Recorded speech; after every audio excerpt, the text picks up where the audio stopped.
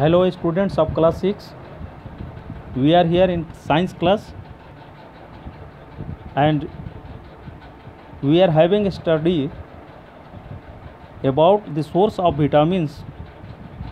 Here you have been given a table, and with the help of this table we can try to understand some vitamins and their sources and functions.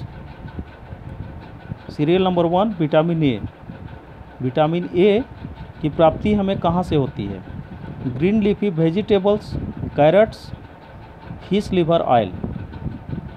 Vitamin A की प्राप्ति कहाँ से होती है? हरी पत्तेदार सब्जियों में, गाजर से और मछली के तेल से, लिवर ऑयल से हमें विटामिन ए की प्राप्ति होती है। और इसके फंक्शन क्या हैं? मेंटेन्स हेल्दी आई साइट, जो आँखों की रोशनी को स्वस्थ बनाती है, हेल्दी स्किन्स और त्वचा को हेल्दी बनाती है vitamin A. Now serial number 2 vitamin B complex, group of vitamins. B complex जिसे ग्रुप ऑफ विटामिन्स भी बोलते हैं, ये हमें प्राप्त होता है green vegetables, eggs, meat, milk, whole grains, cereals, nuts. ये हमें प्राप्त होते हैं हरी पत्तेदार सब्जियों से, अंडा, मांस, दूध और साबुत अनाजों से प्राप्त होता है, जौ से भी प्राप्त होता है और नट से प्राप्त होता है, बादाम से प्राप्त होता है। Help in proper functioning of the digestive system, ये हमें पाचन क्रियाओं के अच्छे फंक्शन में मदद करता है। And also the heart nerves, दिल के लिए भी काफ़ी अच्छा विटामिन है। एंड दी मसल्स, और मांसपेशियों के लिए भी काफ़ी ज़रूरी का विटामिन है विटामिन बी कॉम्प्लेक्स, जिसे ग्रुप ऑफ विटामिन्स भी बोलते हैं। Serial number 3 vitamin C. Vitamin C के मुख्य स्रोत हैं आंवला, साइट्रस फ्रूट। साइट्रस फ्रूट में आते हैं लेमन, ऑरेंज, संतरा और नींबू, टोमेटो, गुआवा। ग्रीन वेजिटेबल्स, टमाटर, अमरूद और हरे पत्तीदार सब्जियां, हरे साग सब्जी विटामिन सी के मुख्य स्रोत हैं।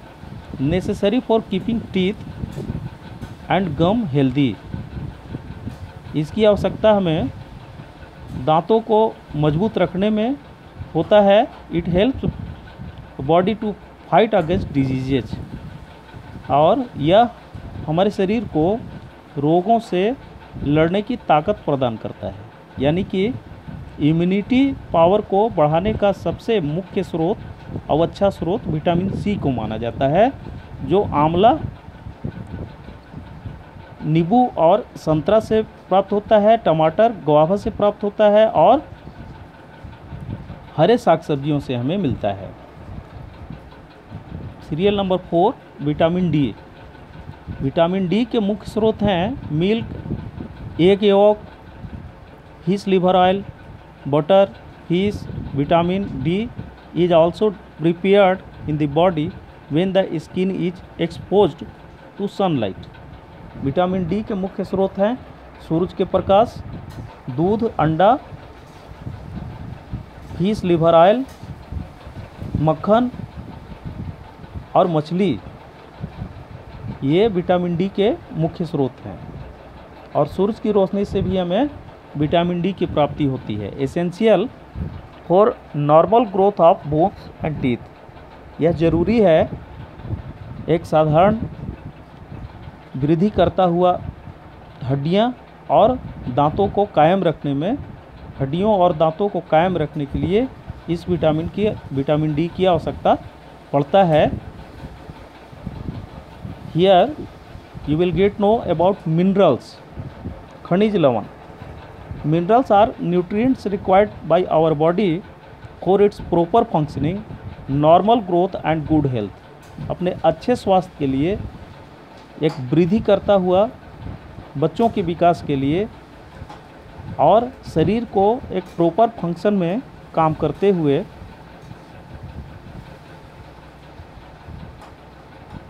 इनके लिए खनिज लवण की आवश्यकता होती है। Minerals do not supply energy to our body. Some important minerals their sources and function are given in the table 2.2। कुछ महत्वपूर्ण खनिज लवण जिनके स्रोत और उनके कार्य करने के तरीके टेबल नंबर 2.2 में दिया गया है। Here is table number 2। Table number 2.2 some minerals their sources and functions. कुछ खनिज लवण, उनके स्रोत और उनके कार्य प्रणाली। जैसे सीरियल नंबर 1 कैल्शियम। कैल्शियम का सोर्सेज क्या है? Milk, cheese, eggs, green vegetables, whole grains, cereals, meat. Calcium के मुख्य स्रोत हैं दूध है, चीज़ है, एग है, हरे साग सब्जियां और साबुत अनाज, जौ और बार्ली, मीट, मांस, ये सब कैल्शियम के मुख्य स्रोत हैं। फंक्शन के लिए essential for formation and hardening bones and teeth, plays an important role in the clotting of blood. इसकी आवश्यकता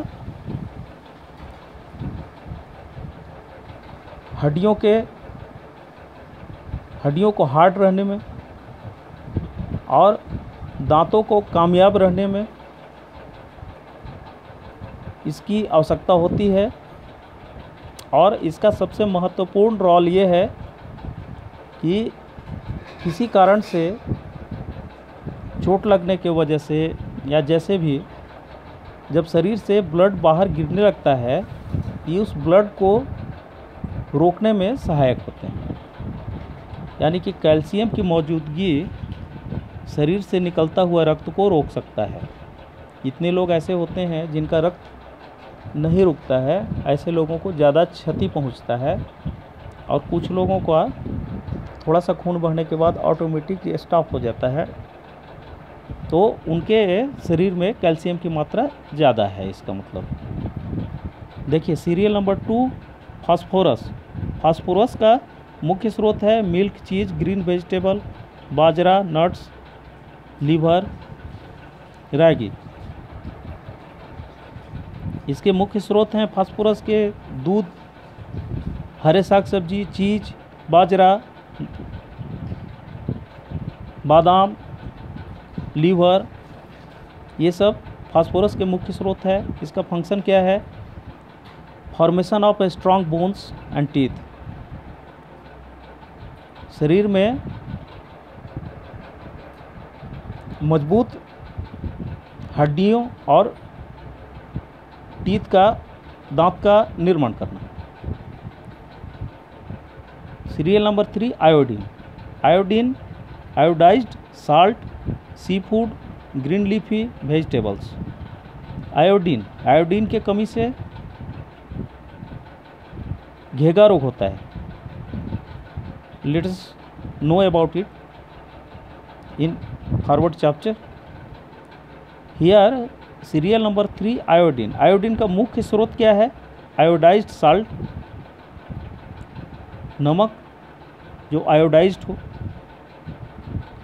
नमक हम लोग जानते हैं समुद्र से प्राप्त होता है, समुद्र के खारे पानी से हम नमक बनाते हैं, उसको आयोडाइज्ड करते हैं और तब वो मार्केट में आता है, जिसको खरीद कर हम लोग घर में इस्तेमाल करते हैं। सी फूड से प्राप्त होता है, समुद्री जो खाने पीने की चीज़ है, समुद्र के किनारे पाए जाने वाले जीव जंतु और समुद्र के शैवाल या समुद्र से प्राप्त होने वाले हरे पौधे जो खाने के उपयोग में लाए जाते हैं। ऐसे सी फूड, आयोडाइज्ड साल्ट और ग्रीन लीफी वेजिटेबल्स और हरे पत्तेदार सब्जियां, ये सब आयोडीन के मुख्य स्रोत हैं। और आयोडीन की कमी से क्या होता है, क्या फंक्शन करता है ये? Essential for the formation of thyroxine hormone. यह बहुत आवश्यक है थायरोक्सिन हार्मोन के लिए, secreted by the thyroid gland present in the neck region. और जो गले में विद्यमान थायराइड ग्लैंड होता है उसके लिए ये ज़्यादा आवश्यक है उसको लाभ पहुंचाने में। This hormone controls physical, mental and sexual development of our body. ये हार्मोन की उपस्थिति ही हमें शारीरिक, मानसिक और सेक्सुअल डेवलपमेंट के लिए हमारे बॉडी को एक निर्धारित करता है। Let's come to know about iron. Serial number 4, iron. Iron का मुख्य स्रोत है green leafy vegetables, legumes, spinach, jaggery. ये आयरन के मुख्य स्रोत है। आयरन क्यों जरूरी है? हरे पत्तेदार सब्जियों में और पालक में, ऐसे चीज़ों में आयरन की मात्रा ज़्यादा होती है और ये essential for the formation of haemoglobin in the blood. और यह बहुत आवश्यक है जिसका काम शरीर में हीमोग्लोबिन का निर्माण करना है। ब्लड में हीमोग्लोबिन की जो मात्रा होती है, ब्लड में 2 प्रकार के सेल होते हैं, एक तो हीमोग्लोबिन का, दूसरा श्वेत रक्त कण बोलते हैं। तो हीमोग्लोबिन की वजह से ही रक्त लाल दिखता है और इसका उपस्थिति बहुत ज़रूरी है। इसकी कमी होने से बहुत प्रकार के रोगों का सामना करना पड़ सकता है। तो ये हमें प्राप्त होता है, हीमोग्लोबिन प्राप्त होता है आयरन से। Roughage, dietary fibres. Let us come to know about the roughage, that is called dietary fibers. The fibers indigestibles material present in our body is called roughage. और फाइबर्स किसे बोलते हैं? ऐसे न पचने वाले तत्व जो हमारे भोजन में मौजूद होता है उन्हें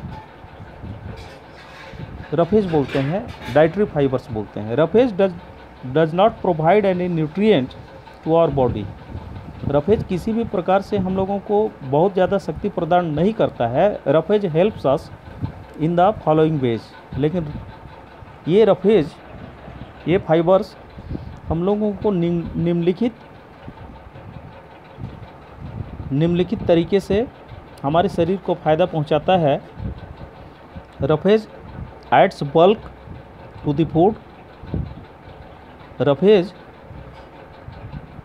भोजन में मात्रा को बढ़ाता है। This helps us body get rid of indigested food and thereby prevents constipation. और इस तरह से ये हमारे शरीर में उत्पन्न होने वाले कब्ज से हमें छुटकारा दिलाता है। Roughage can absorb a great amount of water and helps retain water in the body. Roughage dietary fibres बहुत ज़्यादा पानियों को जो हमारे शरीर में मौजूद होता है उसे सोखने में कामयाब हो जाता है, ऑब्जॉर्ब कर लेता है and helps retain water in the body. और शरीर में अतिरिक्त पानियों की मात्रा ना हो इसको संतुलित करता है, इसमें सहायता पहुंचाता है। The main sources of roughage in human food are salad, vegetables and fruits, कम भुट्टा, unpeeled apple, half crust wheat, ऑरिज और दलिया। रफेज का मुख्य स्रोत क्या है? हमारे शरीर में कैसे मिलता है? हमारे भोजन में प्राप्त होता है ये सलाद से, हरे साग सब्जी से, फल से, अनाज से। अनाज में भुट्टा मकई से, जो मकई का जो भुट्टा होता है उसे कॉर्न बोलते हैं। अनपील्ड एप्पल, हाफ क्रस्ट व्हीट, दलिया जिसे जैसे गेहूं का जो छोटा छोटा टुकड़ा और उसके सहायता से हम लोग दलिया का निर्माण करते हैं। इनसे हमें फाइब्रिडाइटर्स, फाइबर रफेज प्राप्त होता है, जो चित्र नंबर 2.1 में 2.8 में दर्शाया गया है। Here the main source to get roughage, here are some foods. 7. Water, it is the most important component of food. यह भोजन का अति आवश्यक भाग है। It is essential for life, यह जीवन के लिए बहुत उपयोगी है। Our body needs water to perform many vital functions.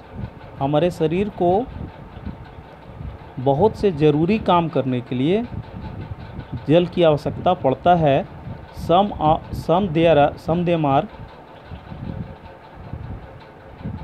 some of them are 1.